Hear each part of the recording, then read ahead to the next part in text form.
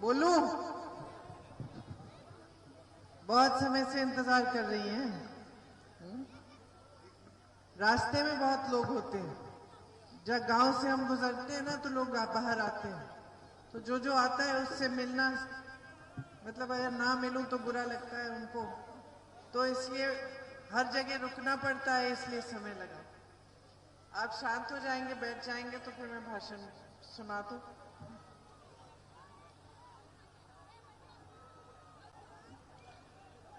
ये जो बहनों और भाइयों, ये जो आपकी धरती है, रायबरेली की धरती, ये मेरे परिवार के लिए एक पवित्र धरती है। यहाँ इंदिरा जी आपकी सांसद रही, ये उनकी कर्मभूमि है। मुझे याद है 20 साल पहले जब मैं अपनी माता जी के लिए पहली बार यहाँ चुनाव लड़ने के लिए आई, तो मुझे याद है कि बहुत ऐसे बुजुर्गों से मैं मिली जो इंदिरा जी को जानते थे, जिन्होंने उनके साथ काम किया था। और मुझे ऐसे लगा कि हमारी जो कांग्रेस पार्टी की राजनीतिक जो नींव है, एक तरह से यही रायबरेली की धरती पे डली। 100 साल पहले यहाँ के किसानों ने अंग्रेजी साम्राज्य के खिलाफ आंदोलन किया। उनका नरसंहार हुआ, 600 किसान मारे गए। उस समय जब वो आंदोलन हुआ तो इस बात के बारे में मेरे पूर्वजों ने, मोतीलाल नेहरू जी ने सुना, और उन्होंने अपने बेटे पंडित जवाहरलाल नेहरू जी को भेजा कि जाके देखो क्या हुआ।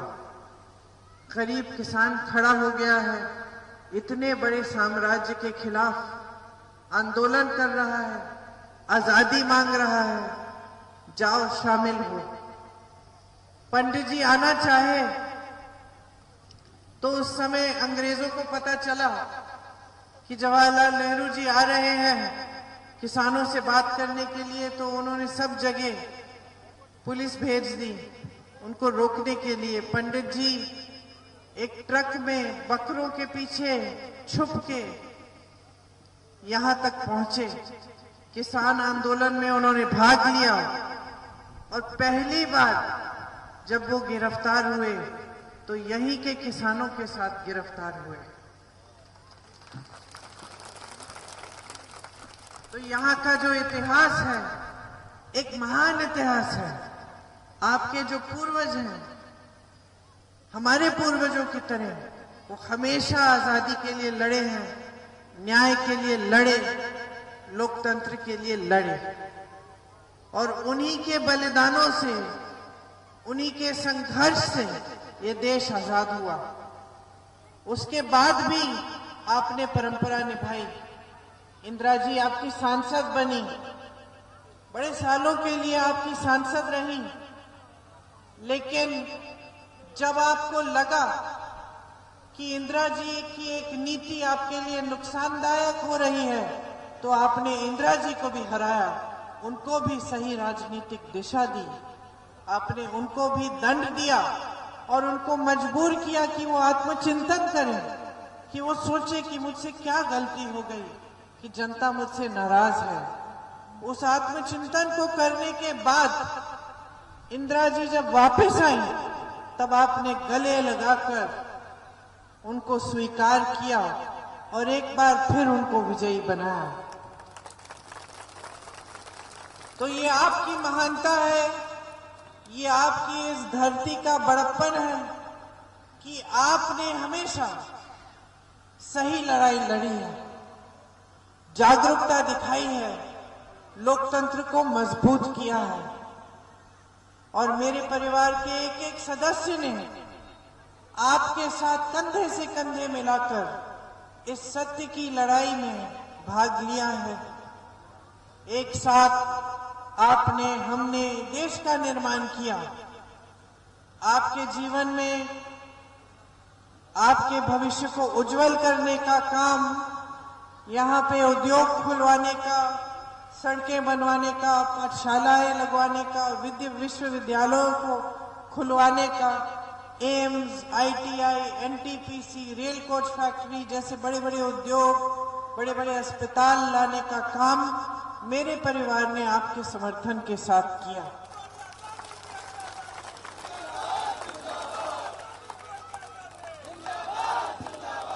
हम जब जब आपके सामने आए, खास तौर से चुनाव के समय, तो हमने हमेशा आपकी बात की। आपकी समस्याएं क्या हैं, आप किन मुश्किलों का सामना कर रहे हैं, आपके जीवन की परिस्थितियां क्या हैं और हम इन परिस्थितियों को सुधारने के लिए क्या कर सकते हैं, किस तरह की नीतियां ला सकते हैं और क्या क्या हमने परिश्रम किए हैं कि आपके इस क्षेत्र का विकास हो, किस तरह से वो परिश्रम किए हैं। ये हमने हमेशा, चाहे चुनाव के समय या अलग अलग समय जब आपके बीच आए हैं, हमने इन्हीं विषयों पे बात की है। लेकिन आज देश की राजनीतिक परिस्थितियां बहुत बदल गई हैं। आज देश की जो बड़ी बड़ी पार्टियां हैं, भाजपा को लीजिए, इनके बड़े बड़े नेता, मोदी जी जैसे नेता जो इस देश का सबसे बड़ा पद संभाल रहे हैं, वो चुनाव के समय जब आपके सामने आते हैं तो आपकी बात करते नहीं। वो धर्म की बात करते हैं, आपके जज्बातों को उभारने की कोशिश करते हैं, झूठ फैलाते हैं, आपके बीच समाज में शक फैलाते हैं, कांग्रेस पार्टी के बारे में ऐसी ऐसी अजीब चीजें बोलने लगे हैं कि कांग्रेस पार्टी धर्म के विरोधी है, कि कांग्रेस के नेता देशद्रोही हैं। इंदिरा जी जैसी हस्ती जिन्होंने देश के लिए अपना जीवन दिया, शहीद हुई, उनके बारे में मोदी जी कहते हैं कि वो देशद्रोही थी। जिसने पाकिस्तान को तोड़कर बांग्लादेश बनाया, उन पे ये आरोप लगाते हैं कि चीन को इन्होंने जमीन दे दी, जबकि खुद आंख मूंदे हुए हैं और चीन आ गया है हमारे देश के अंदर, सैकड़ों किलोमीटर जमीन का कब्जा कर लिया है। मेरे पिता राजीव गांधी जी के बारे में कहते हैं कि देशद्रोही थे, कि अपनी मां की विरासत को लेने के लिए कानून बदल दिया ताकि टैक्स न देने पड़े। उनको कौन समझाएगा कि विरासत में हमें धन दौलत नहीं मिली, विरासत में आपका प्रेम मिला, जनता का आदर मिला, इस देश के लिए शहीद होने का जज्बा मिला। मां शहीद हुई, बेटा खड़ा हो गया देश सेवा के लिए, बेटा शहीद हुआ, उसकी विधवा खड़ी हो गई, आज उसका बेटा आपके पास आया है। आज ये लोग कहते हैं शहादत के नाम पे ये वोट मांग रहे हैं। हम शहादत के नाम पे कुछ मांगने नहीं आए हैं, हम सिर्फ ये कहने आए हैं कि हम पीढ़ी दर पीढ़ी आपकी सेवा करेंगे। एक को मार डालो दूसरा खड़ा हो जाएगा, दूसरे को मार डालो तीसरा खड़ा हो जाएगा, तीसरे को मार डालो चौथा खड़ा हो जाएगा।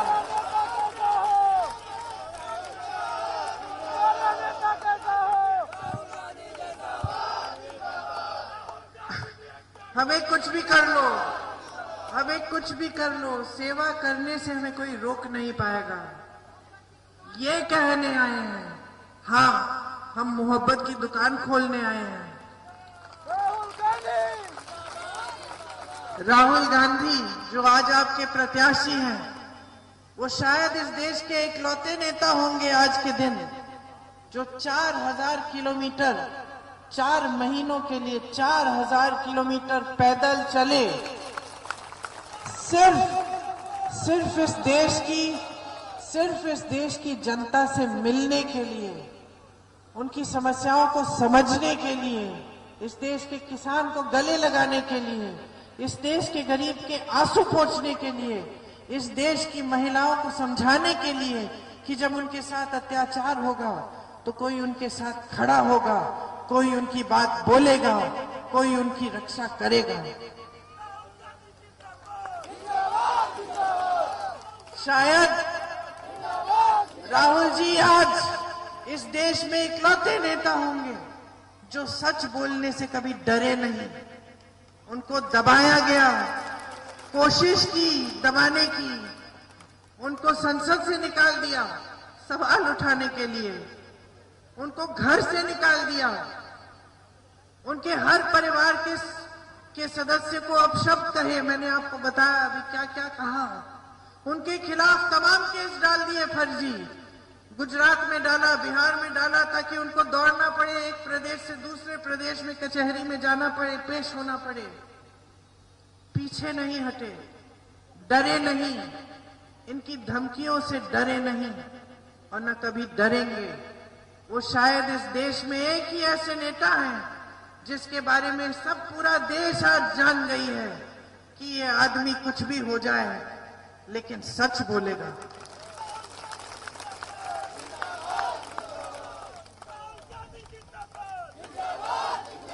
ये वह नेता है जो आपके लिए लड़ रहा है, वो नेता है जो संघर्ष कर रहा है आपके लिए, जो इसी सेवा की परंपरा को आगे बढ़ा रहा है, जो पूरे देश को दिखा रहा है कि इस देश की धार्मिक, सामाजिक और राजनीतिक परंपरा सत्य पर आधारित है कि जब नेता जनता के सामने आता है तो उसका दायित्व होता है कि जनता को सच बोले। आज देश के गरीब किसान, देश के मजदूर बहुत मुश्किलों से गुजर रहे हैं। एक सच्चाई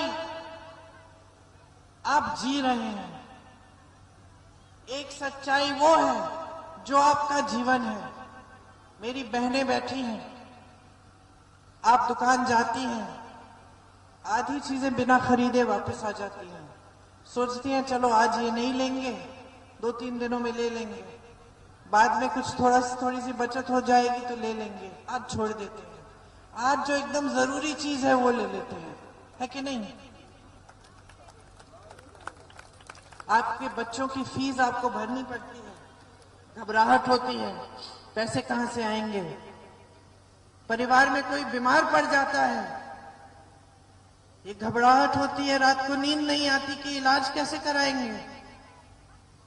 2 दिन 3 दिन के लिए मजदूरी नहीं मिलती, पैसे नहीं आते, बच्चे भूखे सोते हैं। किसी न किसी तरह से बच्चों को खिला लेते हो तो आप भूखी सोती हैं। मेहनत करती हैं दिन रात, बाहर जाकर मजदूरी करेंगी, खेती में मजदूरी करेंगी, मेहनत करेंगी, तो फिर भी घर आके मेहनत करेंगी, पूरे परिवार को देखेंगी, सबने खाना खाया, सब आराम से सो रहे हैं, कोई बीमार तो नहीं है, बच्चों को बुखार तो नहीं है, बच्चों ने पढ़ाई की। आप सारी जिम्मेदारी उठाती हैं, सारा बोझ उठाती हैं, समाज का बोझ उठा रही हैं, परिवार का बोझ उठा रही हैं, देश की नई पीढ़ी का बोझ उठा रही हैं। जब आप अपने बच्चों को सिखाते हैं जो परंपराएं, जो सभ्यता आप सिखाती हैं, उसी से समाज बनता है। आप नई पीढ़ी को तैयार करती हैं जो इस देश का निर्माण करेगी। मेरे किसान भाई बैठे हैं, आप भी मेहनत करते हैं। आज आपको जितनी भी आप मेहनत करें, आपकी कमाई पूरी नहीं होती। एक समय में खेती से रोजगार बनते थे, खेती करते थे, खूब कमा पाते थे।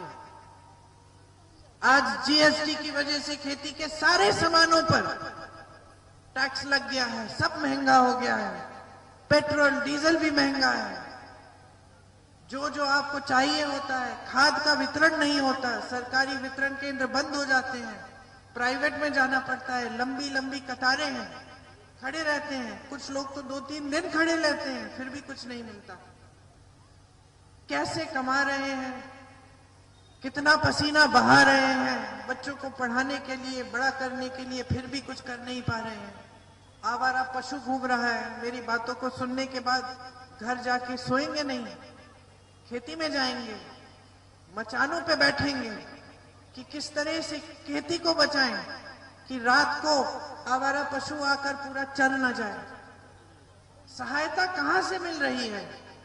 आपके बच्चे पलायन करके बड़े बड़े शहरों में जा रहे हैं, मजदूरी कर रहे हैं, मजदूरी भी ठीक नहीं मिल रही है, दिहाड़ी कम मिल रही है, शोषण हो रहा है मजदूरों का। तो कौन खड़ा हो रहा है आपके लिए? कहां है आपकी सुनवाई?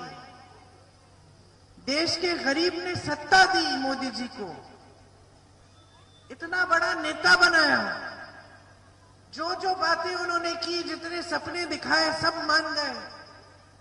सोचा था रोजगार मिलेंगे, मोदी जी काला धन लेके आएंगे देश में, उस काले धन में से 15-15 लाख आपके खातों में मिलेंगे। क्या हुआ? कहां गए वो सपने? कुछ नहीं किया इन्होंने, सिर्फ अपने बड़े बड़े खरबपति दोस्तों को आगे बढ़ाया। देश की सारी संपत्ति, कोयला, देश की बिजली, बंदरगाह, हवाई अड्डे, सब कुछ इनको दे दिया। जहां से रोजगार मिलता था वो सब उनके उसको सौंप दिया। 16 लाख करोड़ रुपए का कर्ज माफ कर दिया इनका। देश का किसान कर्ज में डूब रहा है, बेटी की शादी करनी पड़ती है, कर्ज लेना पड़ता है, कर्ज लौटा नहीं पाता है, आत्महत्या करता है। मैं गई हूं ऐसे किसानों के घर, 1 लाख रुपए के लिए आत्महत्या हो रही है, सरकार आगे नहीं आती, मदद नहीं करती, और वहां खरबपतियों के पास, जिनके पास हजारों करोड़ रुपए है, लाखों करोड़ रुपए है, उनके कर्ज माफ किए जा रहे हैं। मैं 2022 में जब यहां काम कर रही थी, यूपी में चुनाव था, उस समय गन्ने के किसानों का पूरे देश भर में 15,000 करोड़ का बकाया था। मोदी जी उसी समय 2 बड़े हवाई जहाज खरीद रहे थे, 2 हवाई जहाज 16,000 करोड़ रुपए के, अपने लिए, देश दुनिया भर में अलग अलग देशों को देखने के लिए, भ्रमण करने के लिए। लेकिन गन्ना का बकाया नहीं दिया। 16,000 करोड़ के 2 हवाई जहाज, 15,000 करोड़ का गन्ना का बकाया, आपने हवाई जहाज खरीद लिए। जब बकाया देने का समय आया तो कहते हैं देश में पैसा नहीं है। जब किसानों का कर्ज माफ करने की बात करती है कांग्रेस पार्टी, कहते हैं कि पैसा नहीं है, अर्थव्यवस्था ठप हो जाएगी। जब हम गारंटी देते हैं कि हम आपकी संपत्ति वापस जनता के जेब में डालेंगे, जनता की संपत्ति है, तो ये कहते हैं कि ये सब कह रहे हैं कांग्रेस के नेता, अर्थव्यवस्था को ठप कर देंगे। जब आपने 16 लाख करोड़ रुपए माफ किए अपने बड़े बड़े खरबपति दोस्तों के, तब अर्थव्यवस्था ठप नहीं हुई। जब किसानों की बात आई तो अर्थव्यवस्था ठप हो जाएगी।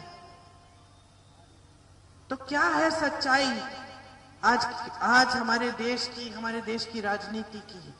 आप टीवी चलाएंगे तो आपको तो बहुत सुनहरे सपने दिखाएंगे, बहुत अच्छी अच्छी बातें दिखेंगी कि मोदी जी ने जितना किया है देश के लिए, उतना 70 सालों में किसी ने कुछ नहीं किया। लेकिन सच्चाई तो वो है ना जो आप देख रहे हैं। सच्चाई तो वो किसान है जो अभी जाके खेत में अपने खेत को बचाने की कोशिश करेगा रात भर।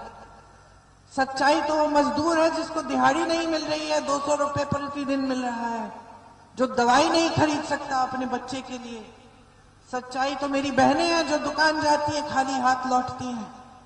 सच्चाई ये सारे नौजवान हैं जो यहाँ पे खड़े हैं, जो सब शिक्षित हैं, क्योंकि आज इस देश में गरीब से गरीब परिवार पहले अपने बच्चे को पढ़ाएगा।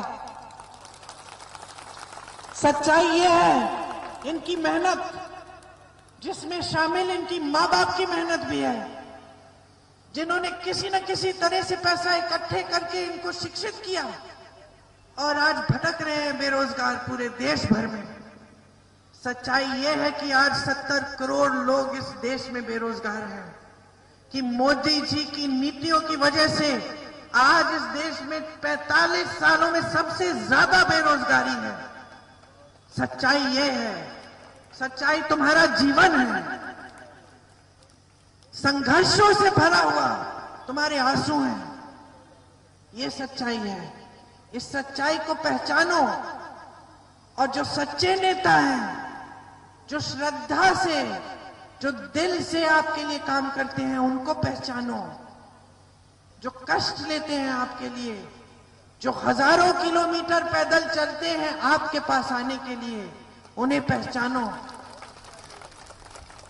और पहचानो उन नेताओं को जो बड़े बड़े महलों में सिर्फ सेठों के साथ दिखते हैं, सिर्फ बड़े बड़े प्रधानमंत्रियों के साथ, अलग देशों के राष्ट्रपतियों के साथ दिखते हैं, जिनके कुर्ते पे एक धूल का निशान नहीं है, एक दाग नहीं है, जिनका एक बाल इधर से उधर नहीं होता, जो कभी आपके बीच में नहीं दिखते, कभी आपके घरों में नहीं दिखते, कभी आपके खेतों तक नहीं चले ये पूछने के लिए कि कैसे गुजारा कर रहे हो।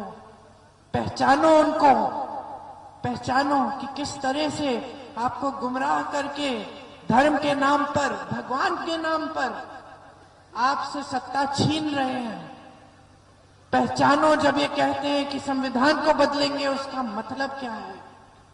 संविधान ने आपको अधिकार दिया, संविधान ने आपको आंदोलन का अधिकार दिया, आवाज उठाने का अधिकार दिया, शिकायत करने का अधिकार दिया, वोट डालने का अधिकार दिया, बदलाव लाने का अधिकार दिया, आरक्षण का अधिकार दिया, भोजन का अधिकार दिया, शिक्षा का अधिकार दिया। ये संविधान ने आपको दिया है। इस संविधान के लिए आपके पूर्वज लड़े, उन्होंने अपना खून बहाया, इस धरती को सींचा अपने खून से इस संविधान को बनाने के लिए। और ये नेता, भाजपा के प्रत्याशी, उनके मंत्री जो मोदी जी के साथ गाड़ी में बैठकर रोड शो करते हैं, कहते हैं कि संविधान को बदल डालेंगे। क्यों? आपके अधिकारों को कमजोर करेंगे, आपके आरक्षण को हटाने के लिए। क्यों? क्योंकि ये लोकतंत्र की मजबूती को सह नहीं सकते, क्योंकि ये सवालों का जवाब देना नहीं जानते। जो सवाल उठाता है उसको गिरफ्तार कर देते हैं, सत्ता का प्रयोग करते हैं। जब मैं यूपी में काम कर रही थी, शिक्षा मित्र महिलाएं अपने हक के लिए लड़ रही थी। क्या कर रही थी? धरना प्रदर्शन, शांतिपूर्वक बैठी थी लखनऊ के एक पार्क में। उनको वहां से उठाया गया, उनको पीटा गया, उनके ऊपर केस डाले गए, रासुका के जेल में ले गए। क्यों? क्योंकि महिला अपना हक मांग रही थी। जब हक मांगते हो तो ये सरकार दबाने की कोशिश करती है। ये लोकतंत्र नहीं है, ये वो राजनीतिक असूल नहीं है जिनकी नींव आपके पूर्वजों ने इस धरती पे डाली है। ये झूठ जो आपको सुनाए जाते हैं रोज रोज, ये नाटक, ये नौटंकी,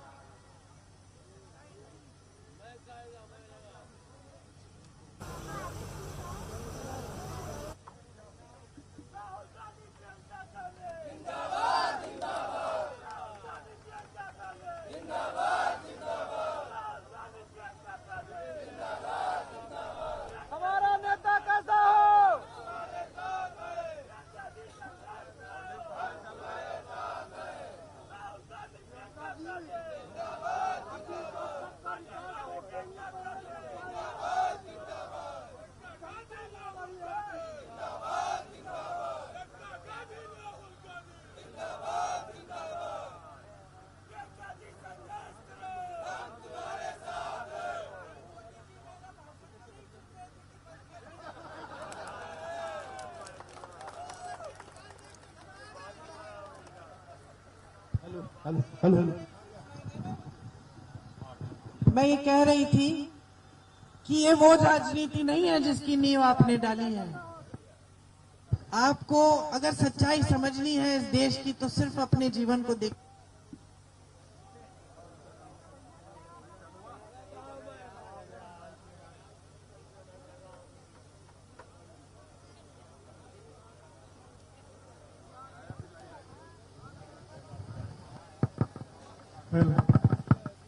आ गया? तो मैं ये कह रही थी कि पहचानो नेताओं को, राजनीतिक दलों को समझो, कौन आपके लिए काम करता है। काम नहीं करता है। पहचानो, जो आपको झूठ बोलता है उसे सही नजरों से देखो और समझो कि आज ये समय आ गया है कि आप फिर से लोकतंत्र को बचाने के लिए अपनी आवाज उठाएं। फिर से आप सही दिशा दिखाने के लिए इस पूरे देश में संदेश भेजें कि इस देश की राजनीति जनता के प्रति जवाबदेही होनी चाहिए। जब आप वोट डालने जाएंगे तो सिर्फ अपने लिए वोट नहीं डाल रहे हैं। आज आप अपने परिवार के लिए तो डाल रहे हैं, अपने भविष्य को बनाने के लिए डाल रहे हैं, लेकिन आज आप अपने देश को बचाने के लिए, अपने संविधान को बचाने के लिए भी वोट डाल रहे हैं।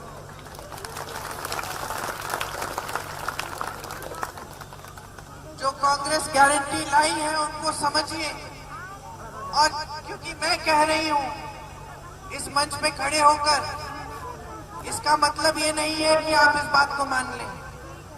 आप अगर जागरूक हैं तो आप इसकी जानकारी लेंगे। आप पता करिए कि ये जो कह रही हैं, जहां जहां कांग्रेस की सरकारें हैं, क्या इन्होंने कुछ काम किया है? तो आपको पता चलेगा कि आज कर्नाटका में कांग्रेस की सरकार है, वहां पे मेरी बहनें बस की यात्रा पूरे प्रदेश में जा रही है, तीर्थ यात्रा में जा रही है, मायके जाती है, पैसा नहीं खर्चना पड़ता, रिश्तेदारों को मिलने जाती है, त्योहार होता है तो चली जाती है, खुश है, इतनी खुश है, मुझे देखती है तो गला लगाती है, गले लगाती है। वहां पे कर्नाटका में, तेलंगाना में महिलाओं के खाते में 2000 रुपए डाले जा रहे हैं, सरकार डाल रही है। पता करिए कि क्या छत्तीसगढ़ में जब कांग्रेस की सरकार थी तो किसानों के कर्ज माफ हुए थे कि नहीं? आपको पता चलेगा कि किसानों के कर्ज माफ किए गए। जब सरकार बनी तो 24 घंटों के अंदर वो काम शुरू हुआ। राजस्थान में पता करिए, क्या वाकई ऐसी स्कीम थी कि 25 लाख तक आम जनता का इलाज मुफ्त में हो रहा था? आपको पता चलेगा कि ऐसे हार्ट पेशेंट थे जिनकी पूरी सर्जरी हुई, एक पैसा नहीं देना पड़ा, क्योंकि 25 लाख का स्वास्थ्य बीमा था उस प्रदेश में। आपको पता चलेगा कि किस तरह से छत्तीसगढ़ में आवारा पशु की समस्या सुलझाई गई। आप जानकारी लीजिए, जागरूक बनिए, क्योंकि इस धरती की यही परंपरा रही है कि आप जागरूक रहे हैं हमेशा। तो आपको पता चलेगा कि ये सारे गारंटी जिसके बारे में मैं आपको बता रही हूं कि स्नातक पास बच्चों को 1 लाख रुपए सालाना दिलवाया जाएगा और हुनर के लिए अप्रेंटिसशिप कराई जाएगी, कि महिलाओं के खाते में, जो गरीब परिवार है, सबसे बड़ी महिला के खाते में 8,500 रुपए, सबसे बड़ी महिला के खाते में 8,500 रुपए हर महीने डाले जाएंगे। 1 लाख रुपए सालाना उस परिवार की सबसे बड़ी महिला के खाते में डाले जाएंगे। कि खेती के लिए जितने भी सामान है उसमें से जीएसटी हटाई जाएगी।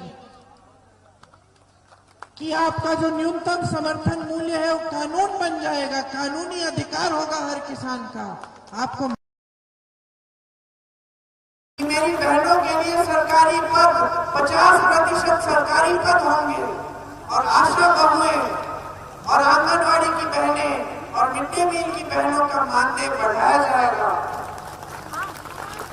ये 5,000 करोड़, इधर बैठो, मैं बात खत्म करूंगी तो बात 5,000 करोड़ का एक फंड बनेगा। वापस मैं बात करूंगी। 5,000 करोड़ का एक फंड बनेगा, जिससे अगर आप कारोबार शुरू करना चाहें तो आपको सुविधा मिलेगी। अगर आप नौजवान होंगे तो ये सब बातें हैं जो कांग्रेस पार्टी आपके लिए करना चाहती है। इनको अच्छी तरह से समझिए, जानकारी लीजिए, जागरूक बन के पूरे विवेक से अपना वोट डालें। जब आप अपने विवेक का इस्तेमाल करेंगे, सोच समझ के अपना वोट डालेंगे, तो तो मैं यकीन के साथ कह सकती हूँ कि आप राहुल जी को ही चुनेंगे और भारी से भारी बहुमत से उन्हें जिताएंगे। एक बार मेरे साथ जोर से कहिए, राहुल गांधी, राहुल गांधी, राहुल गांधी।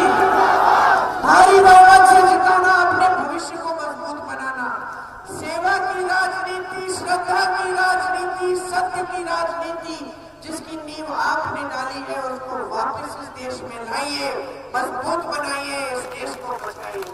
आपको बहुत बहुत धन्यवाद। बहुत ध्यान से बातें सुनी मेरी। जय हिंद।